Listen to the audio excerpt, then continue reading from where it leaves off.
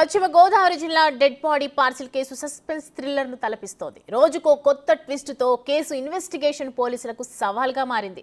అయితే ఈ కేసులో ప్రధాన నిందితుడిగా ఆరోపణలు ఎదుర్కొంటున్న శ్రీధర్ అలియాస్ సుధీర్ ను పోలీసులు పట్టుకున్నారు. సుధీర్ తో పాటు అతనికి సహకరించిన ఓ మహిళను కూడా అదుపులోకి తీసుకున్నారు. దీంతో కేసులో అసలు దర్యాప్తు ఇప్పుడు మొదలు కానుంది. ఆ డెడ్ బాడీ వ్యక్తిని సుధీర్ ఎందుకు చంపాడు, మృతదేహాన్ని తన వదిన ఇంటికి ఎందుకు పార్సిల్ చేశాడనేది ఇప్పుడు తేలాల్సి ఉంది. పోలీసులు అదుపులో నిందితుడు ఉన్నాడు కాబట్టి ఇవాళ రేపో దర్యాప్తు పూర్తి అయ్యే అవకాశం ఉంది.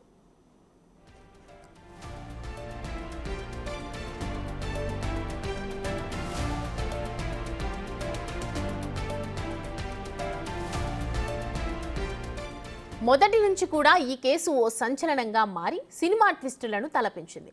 తూర్పుగోదావరి జిల్లా ఉండి మండలం ఎండగండిలోని తులసి అనే మహిళ ఇంటికి ఓ పార్సిల్ వచ్చింది. ఆమె నిర్మిస్తున్న ఇంటికి ఎలక్ట్రికల్ సామాన్ల పేరుతో వచ్చిన ఆ పార్సిల్లో గుర్తు తెలియని డెడ్ బాడీ ఉంది. దీంతో ఆమె పోలీసులకు ఫిర్యాదు చేయడంతో వారు కేసు నమోదు చేసి దర్యాప్తు మొదలుపెట్టారు.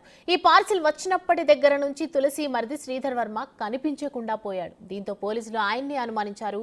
లోతుగా దర్యాప్తు చేయగా ఒక్కో విషయం బయటపడుతూ వచ్చింది.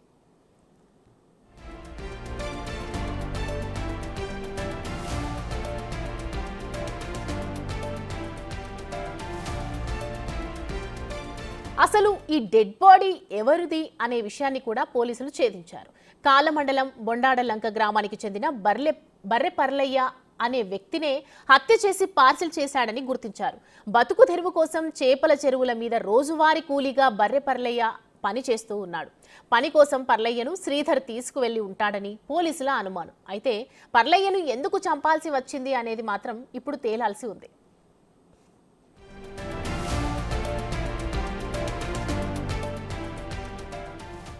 ఇక ఆ డెడ్ బాడీని తులసి ఇంటికే ఎందుకు పార్సిల్ చేశాడనే విషయంలో పోలీసులకు కొన్ని అనుమానాలు ఉన్నాయి.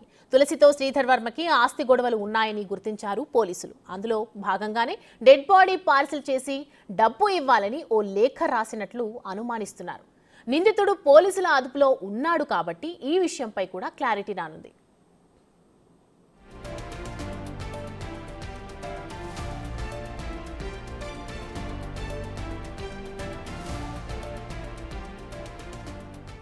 నిందితుడు అరెస్ట్ కావడానికి ముందే మరికొన్ని సంచలనాలను పోలీసులు గుర్తించారు. నిందితుడు సుధీర్ వర్మ 3 పెళ్లిళ్లు చేసుకున్నట్లు తేల్చారు. అతనితో సన్నిహితంగా ఉండే ఓ మహిళ ఈ డెడ్ బాడీ పార్సిల్ చేసే విషయంలో ఆయనకు సహకరించిందని కూడా గుర్తించారు. మొత్తానికి సినిమా రేంజ్ ట్విస్టులతో నడుస్తున్న ఈ డెడ్ బాడీ పార్సిల్ కేసు ఆఖరు ఘట్టానికి చేరుకుంది.